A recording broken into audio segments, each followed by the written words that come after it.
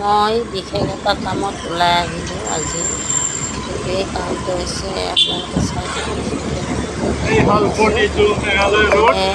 এই ৰাস্তাটো দি গ'লোঁ। এই ৰাস্তাটো হৈছে আমাৰ গুৱাহাটীৰ ৰাস্তাই হয়।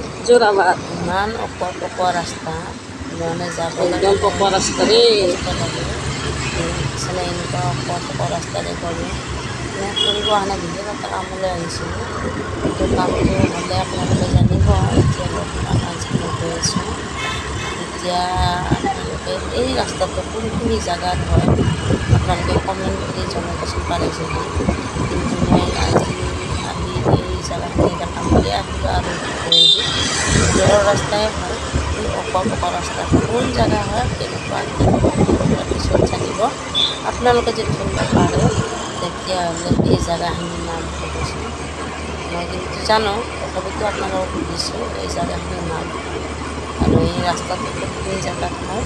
একদম গুৱাহাটীৰ মাজমজিয়াত হয় এই ৰাস্তাটো। আপোনালোকে যদি জানে কমেণ্টত জনাব। আজিলৈ ইমানতে, বাই বাই, টাটা।